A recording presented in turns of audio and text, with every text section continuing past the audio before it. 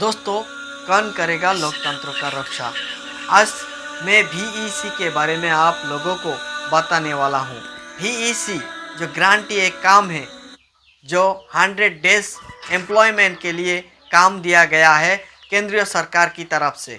उसी काम को क्या 100 डेज में मिल रहा है, ये जो सवाल है, ये सवाल अभी तक ज़्यादा संगठन और ज़्यादा जो लोग इसको लेके सवाल नहीं उठाता है, लेकिन कुछ ऐसा सवाल उठाता है वो भी कम ज़रूरी नहीं है। आए हम उन सभी के बारे में मैं आप लोगों को बताऊंगा। पहले हम उस खबर के बारे में आप लोगों को बताना चाहता हूं जो खबर 17 मार्च को शिलोंग टाइम्स में दिया गया था करप्शन फाउंडेशन की तरफ से। आए हम उसके बारे में जानते हैं। एंटी करप्शन ऑफ फाउंडेशन ने एक एप्लीकेशन, एक कॉम्प्लेन लिखा था वेस्ट गारो हिल्स के DC को। एंटी करप्शन फाउंडेशन का जो मेंबर है उन्होंने कॉम्प्लेन लिखा था, और कॉम्प्लेन इसीलिए लिखा था कि शैलशला ब्लॉक के अंडर में जितने भी गांव है, और कुछ ऐसा भी गांव है जिस गांव का नाम मेंशन कर दिया गया है, वो गांव का नाम है शिलकटा, कोनारचौर, चौर, कचारीपारा। ये जो सारे गांव है, इन गांव में जो जॉब होल्डर्स है, और ये जॉब होल्डर्स ने वहाँ में इलेक्शन मांगा था, चुनाव मांगा था VEC के सेक्रेटरी प्रेसिडेंट बनाने के लिए चुनाव मांगा था BDO से, लेकिन BDO इसको इनकार कर दिया। BDO ने चुनाव नहीं दिया, और तब उन्होंने कॉम्प्लेन लिखा, और कॉम्प्लेन में ये लिखा कि एक VEC प्रेसिडेंट सेक्रेटरी का 3 साल टर्म रहता है, लेकिन यहाँ में कोई टर्म वाला काम नहीं हो रहा है। अगर कोई VEC का सेक्रेटरी है तो 5 साल 6 साल से है तो वह है। अगर कोई वो NPP पार्टी का है तो वो 10 साल से भी वही है। अगर कोई 3 साल में और 1 साल में NPP को छोड़कर दूसरा दल में चला गया, और चलने के बाद उसका हार हो गया, हार होने के बाद उसका VEC भी चला गया, उसका VEC प्रेसिडेंट भी चला गया। ये इस तरह की गणतांत्रिक देश, इस तरह की गणतांत्रिक राज्यों का एक इम्पोर्टेंट बात दिया गया है कि उन्होंने जब BDO से इलेक्शन मांगा था तो BDO ने वो इनकार कर दिया। तभी उन्होंने मेघालय हाईकोर्ट को क्लेम्स किया। मेघालय हाईकोर्ट को क्लेम्स करने के बाद मेघालय हाईकोर्ट ने आदेश दिया कि मेघालय हाईकोर्ट ने DC को आदेश दिया कि शैलशला ब्लॉक में इलेक्शन और चुनाव करने का काम करने के लिए DC को बताया था। फिर भी वहाँ में कोई भी चुनाव नहीं हो रहा है, कोई भी चुनाव नहीं हो रहा है शैलशला ब्लॉक में। क्या सिर्फ शैलशला ब्लॉक में ही ऐसा है? शैलशला है ब्लॉक में ही ऐसा चल रहा है?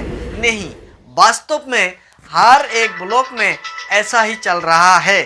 हर एक ब्लॉक में इलेक्शन के बदले सिलेक्शन ही चला रहा है। और सिलेक्शन क्यों चला रहा है, कौन चला रहा है, कैसे चला रहा है, क्या सोच के चला रहा है, इसके बारे में मैं आपको बताऊंगा। तो हम जानते हैं कि सभी जगह में सिलेक्शन है, लेकिन कुछ ऐसा भी ऑफिशियल्स डॉक्यूमेंट है, कुछ ऐसा भी जगह का प्रेसिडेंट सेक्रेटरी है वो सिलेक्टेड नहीं, वो इलेक्टेड करके हुआ है। हम जानते हैं कि हमें इलेक्शन नहीं हुआ, लेकिन कॉपी में, पेज में जो डॉक्यूमेंट है उस डॉक्यूमेंट में इलेक्टेड है।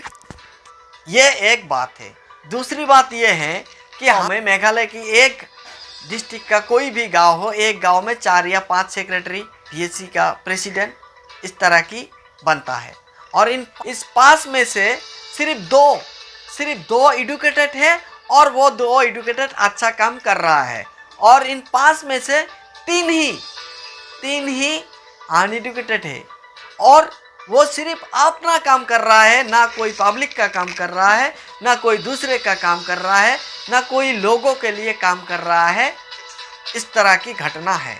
और एक बात यहाँ में इम्पोर्टेंट बात ये है, कुछ ऐसा भी यहाँ में जो प्लेन बेल का जो VEC का सेक्रेटरी प्रेसिडेंट है, ये कोई भी प्रेसिडेंट सेक्रेटरी मेल नहीं है। ज़्यादातर प्रेसिडेंट सेक्रेटरी फीमेल है, लेकिन वो फीमेल को पता भी नहीं है कि वो प्रेसिडेंट और सेक्रेटरी है। अगर ऑफिस में जाओगी तो ज़्यादा सिग्नेचर और साइन आप लोगों को मिलेगा कि वो फीमेल का है।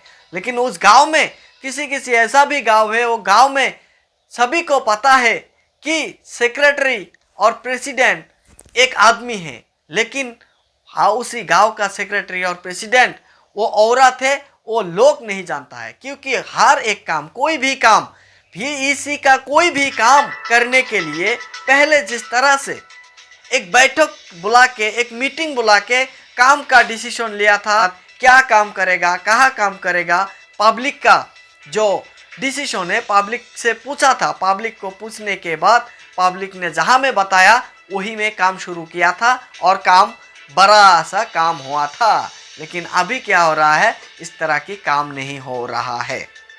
2018 से इस तरह की काम चलते आ रहा है मेघालय में। 2023 में जब चुनाव आया तो चुनाव के बाद पावर मिनिस्टर अबू तहर मुंडोल ने एक बात बताया था, चुनाव में जीत हासिल करने के बाद किसी से 1 रुपया भी नहीं लेगा, वो बिना तनख्वाह लेके VEC का प्रेसिडेंट सेक्रेटरी बना के देगा।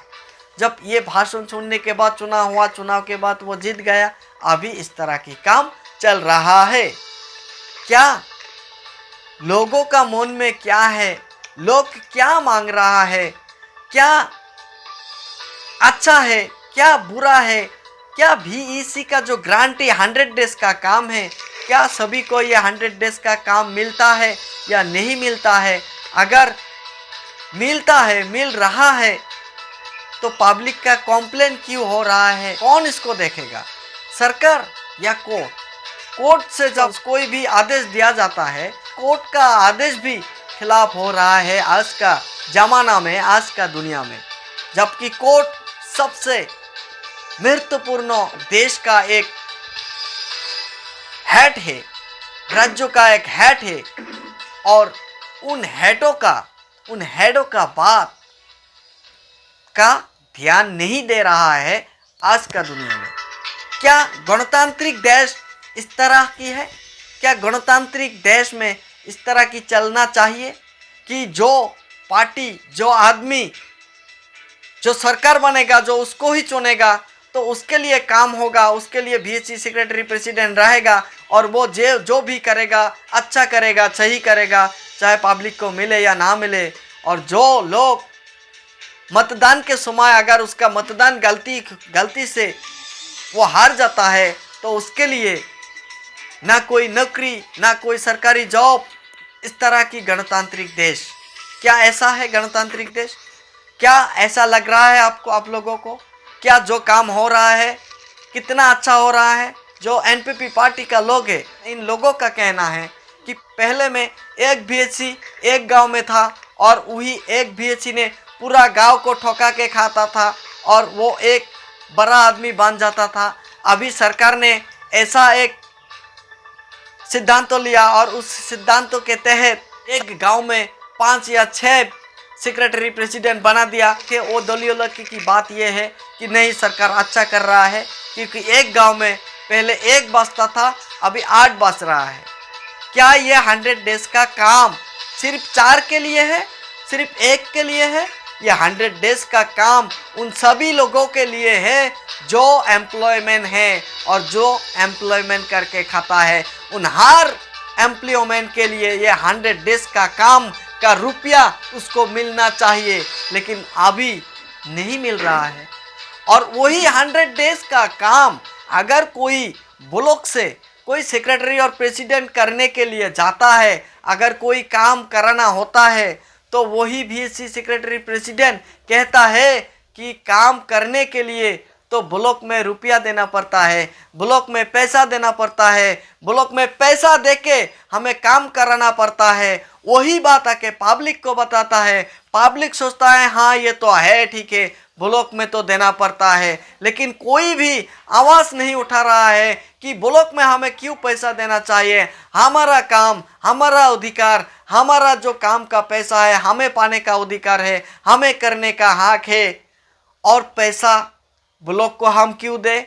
हमारा काम का ज़रूरत है, 100 डेज का काम तो देना ही पड़ेगा सरकार को, चाहे किसी भी काम को देना पड़ेगा। और उसी काम को लेने के लिए क्या ब्लॉक में पैसा देना पड़ेगा? अगर ब्लॉक में पैसा ही देना पड़ता है कोई काम करने के लिए, तो क्या ये भ्रष्टाचार नहीं है?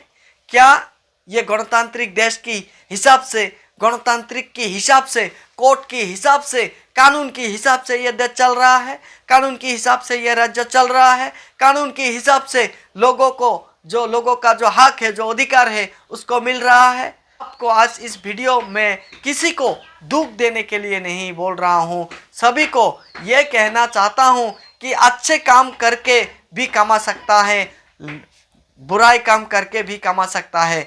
अच्छे से भी कोई भी काम का जो सलूशन है वो निकल जा सकता है, और बुरे करके भी कोई भी काम का सलूशन निकल नहीं जा सकता है।